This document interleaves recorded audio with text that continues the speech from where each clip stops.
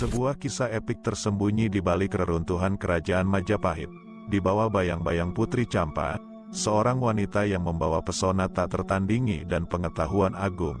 Makamnya, terletak di desa Trowulan, masih menggetarkan hati yang mencarinya. Dia adalah istri Raja Brawijaya V, dan perannya dalam penyebaran Islam di tanah Majapahit adalah legenda yang tak terlupakan. Kisah ini digali dari buku berjudul Babat Keruntuhan Majapahit Invasi Raden Patah Suatu Kemustahilan Sejarah, yang ditulis oleh Saiful Amin, seorang pemerhati sejarah Mojokerto. Menurut literatur puja sastra, Prabu Brawijaya V menikahi seorang putri dari kerajaan Campa. Putri itu adalah hadiah dari Raja Campa Indravarman VI, dan pernikahan itu terjadi sekitar tahun 1428 Masehi. Nama Putri Campa ini adalah Darawati atau Dwarawati. Dia datang ke Majapahit saat berusia 17 tahun dan menjadi istri selir dari Prabu Brawijaya V sejak tahun 1430 Masehi. Meski bukanlah seorang bangsawan atau putri raja, kehadiran Putri Campa sebagai istri raja mengundang imigran dari Campa untuk datang ke kerajaan Majapahit.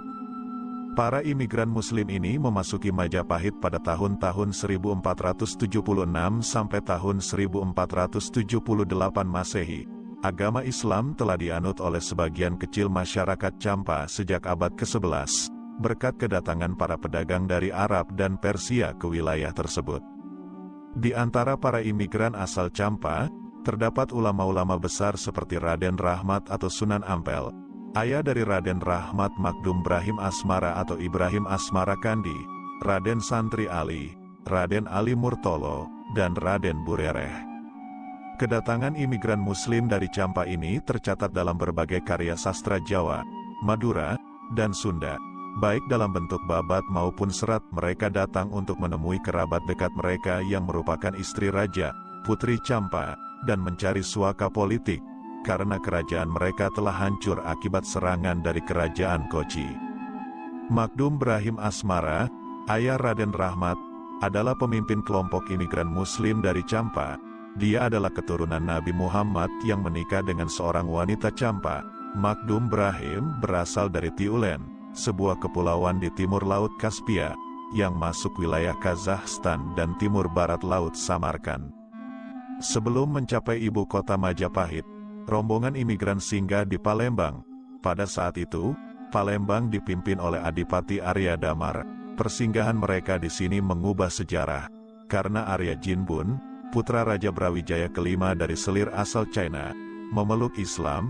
Arya Jinbun saat itu diasuh oleh Arya Damar, dan setelah memeluk Islam, ia mengubah namanya menjadi Raden Patah.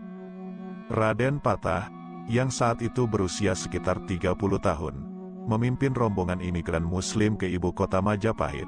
Namun, perjalanan mereka penuh liku, karena Makdum Brahim wafat saat mereka tiba di Tuban. Saat sampai di ibu kota Majapahit yang saat itu berada di Daha atau Kediri, Raden Patah membawa rombongan untuk bertemu dengan Prabu Dyah Ranawijaya. Namun, takdir memiliki rencana lain.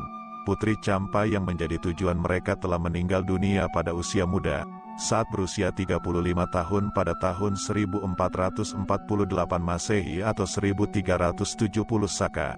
Meskipun mereka berencana untuk kembali ke Campa, Raja Ranawijaya melarang mereka. Namun, atas lobi politik Raden Patah, mereka diberi tempat tinggal oleh sang raja. Kedatangan imigran Muslim asal Campa ini mendorong Prabu Ranawijaya untuk menggagas pendirian masjid. Dia berharap daerah pesisir seperti Surabaya, Gresik, dan Tuban akan menjadi lebih ramai dikunjungi oleh pedagang Muslim lainnya, yang pada gilirannya akan memberikan keuntungan ekonomi bagi Majapahit. Di bawah kepemimpinan Raja Ranawijaya, Raden Rahmat ditempatkan di Surabaya, sementara Raden Santri Ali ditempatkan di Gresik. Raden Rahmat kemudian menjadi imam masjid di Ampel Denta dan dikenal dengan sebutan Sunan Ampel. Dia juga menikahi Nyi Ageng Manila, putri Adipati Tuban Arya Teja, dan akhirnya diangkat menjadi Adipati Surabaya menggantikan kakek istrinya, Arya Lembusora, yang telah meninggal. Menurut babat Tanah Jawi, Raden Rahmat meminta Raden Patah untuk membangun sebuah masjid besar di Demak. tahun 1479 Masehi atau 1401 Saka, Raden Patah melaksanakan perintah tersebut. Sambil menjabat sebagai pecat Tonda di Bintoro, dia juga menikahi adik kandung Raden Rahmat, Nyi Ageng Maloka. Raden Patah akhirnya meninggal dunia pada usia 58 tahun karena sakit pada tahun 1507 Masehi. Posisinya sebagai penguasa Demak digantikan oleh Pati Unus, yang bergelar Anumerta Pangeran Sabrang Lor, putra Raden Patah. Sementara itu, di Majapahit, tahun-tahun 1510 sampai tahun 1511 Masehi, Raja Ranawijaya meninggal dunia dan digantikan oleh Prabu Udara. Pati Unus menolak tunduk pada Prabu Udara karena bukan keturunan raja, sementara dirinya adalah keturunan penguasa Majapahit dari garis Brawijaya V. Akibatnya, wilayah pesisir Tuban, Gresik, dan Surabaya mendekat ke Demak karena kesamaan keyakinan Islam dan sejarah mereka yang berasal dari imigran Campa. Pada tahun 1513 Masehi, kota penting dekat Demak, yaitu Juwana, diserang oleh Prabu Udara. Kemudian, pada tahun-tahun 1520 sampai tahun 1521 Masehi, Pati Unus melakukan serangan terhadap Majapahit, mengakibatkan Prabu Udara harus mengungsi ke Panarukan, dekat Blambangan. Dengan begitu, Majapahit akhirnya tunduk di bawah kekuasaan Demak, dan wilayah kekuasaan Majapahit pun berubah menjadi wilayah Kerajaan Demak yang menganut agama Islam. Kerajaan Majapahit, yang berpusat di Jawa Timur, telah dikenal sebagai kerajaan Hindu-Buddha terbesar di Nusantara. Catatan-catatan sejarah kuno menggambarkan kekuasaannya yang meluas, dari Semenanjung Melaka hingga ke wilayah Indonesia Timur. Namun, masih terdapat perdebatan seputar sejauh mana wilayah kekuasaan sebenarnya Kerajaan Majapahit. Sebagai kerajaan yang mengusung agama Hindu-Buddha, mayoritas penduduk Majapahit dikenal sebagai pemeluk agama Hindu dan Buddha. Meskipun demikian, bukti-bukti sejarah mengindikasikan bahwa elit masyarakat atau bangsawan Majapahit telah memeluk agama Islam pada awal abad ke-14. Salah satu bukti tertua yang menunjukkan adanya orang Jawa yang memeluk Islam adalah batu nisan yang ditemukan di pemakaman Trowulan dan Tralaya di Desa Sentonorejo, Kecamatan Trowulan, Kabupaten Mojokerto, Jawa Timur. Pemakaman ini terletak di ibu kota Kerajaan Majapahit.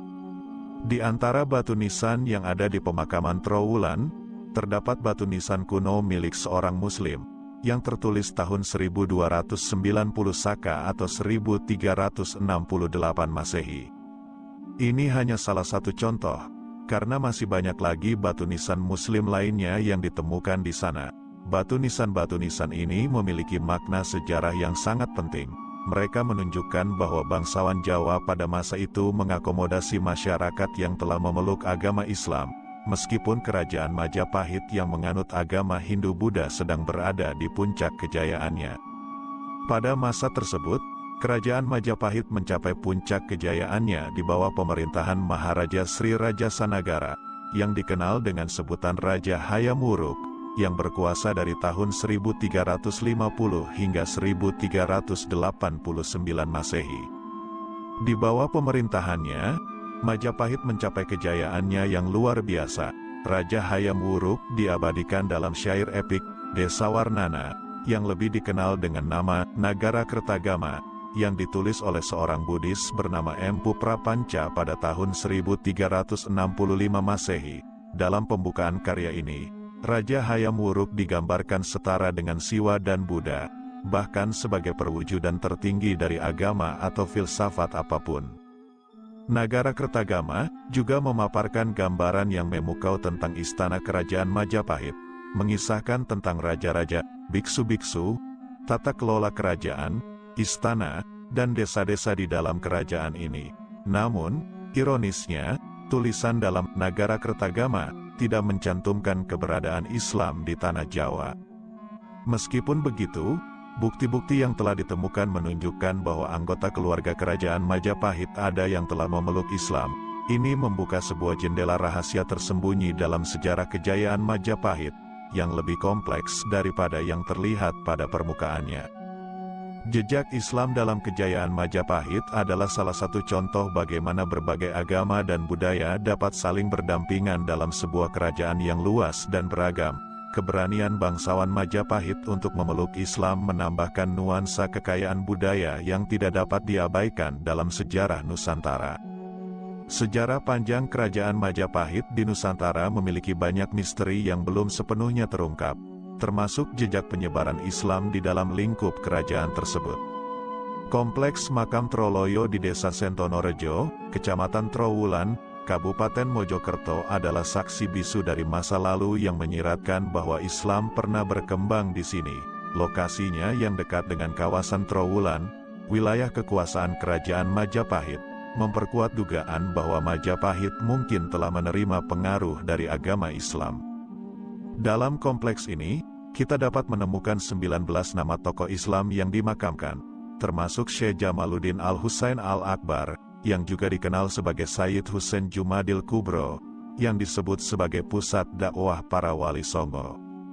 Namun, selain dari keberadaan makam-makam ini, ada satu nama yang mencuri perhatian, yaitu Tumenggung Satim Singomoyo, seorang pejabat asli Majapahit yang konon menjadi mualaf pertama dan penyebar Islam di Jawa. Penggede, pejabat tinggi, kerajaan Majapahit ini memainkan peran kunci dalam membantu Syekh Jumadil Kubro dalam menyebarkan dan mengembangkan Islam di Jawa. Salah satu alasan utamanya adalah karena kepribadian Tumenggung Satim yang mudah diajak berdialog dan bermusyawarah. Tumenggung Satim Singomoyo adalah seorang pejabat berpengaruh yang memiliki seorang istri bernama Raden Ayu Dewi Condro Asmoro. Pada masa itu, Tumenggung Satim juga dikenal memelihara seekor harimau, yang memberinya gelar Singomoyo. Di dalam kompleks makam Troloyo, kita juga dapat menemukan sebuah sumur tua dan kolam kecil yang biasa digunakan untuk berwudu dan membasuh wajah. Konon, sumber air ini juga digunakan sebagai tempat minum harimau peliharaan Tumenggung Satim. Kedatangan Sayyid Jumadil Kubro ke Jawa dan Majapahit pada saat itu bertujuan utama untuk menyebarkan ajaran Islam. Namun, perjalanan dakwahnya tidaklah mudah, karena agama Hindu masih menjadi agama mayoritas di Majapahit. Keberadaan Tumenggung Satim Singomoyo menjadi jembatan penting dalam memperkenalkan Islam kepada masyarakat Majapahit sebelum akhirnya banyak yang memeluk agama ini.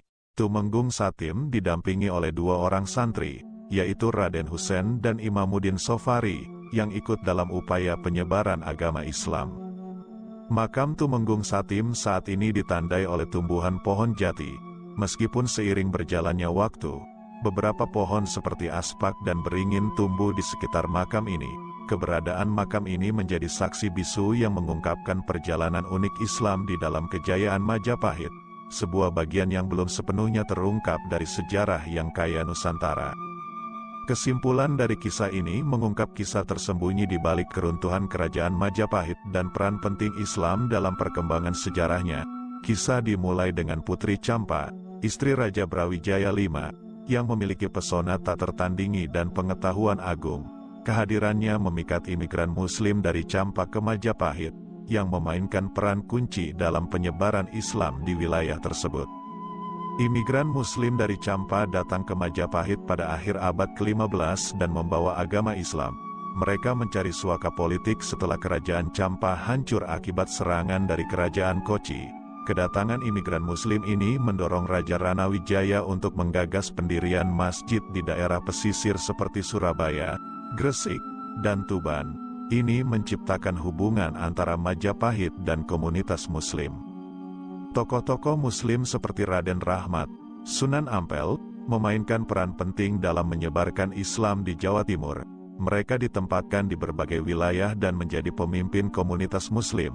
Meskipun Majapahit adalah kerajaan Hindu-Buddha terbesar, bukti-bukti sejarah menunjukkan bahwa anggota keluarga kerajaan dan bangsawan telah memeluk Islam sejak awal abad ke-14. Pemelukan Islam oleh bangsawan Majapahit menunjukkan bagaimana berbagai agama dan budaya dapat berdampingan dalam kerajaan yang luas dan beragam. Kompleks makam Troloyo di Trowulan, yang dekat dengan wilayah kekuasaan Majapahit, menyiratkan jejak Islam di dalam kerajaan tersebut. Nama Tumenggung Satim Singomoyo menonjol sebagai pejabat Majapahit yang menjadi mualaf pertama dan penyebar Islam di Jawa. Tumenggung Satim Singomoyo berperan penting dalam memperkenalkan Islam kepada masyarakat Majapahit sebelum banyak yang memeluk agama ini. Dia memainkan peran penting dalam perjalanan dakwah Islam di dalam kerajaan. Kisah ini mengungkap sisi sejarah yang kurang dikenal tentang Majapahit dan bagaimana Islam memainkan peran penting dalam perkembangan agama dan budaya di wilayah tersebut.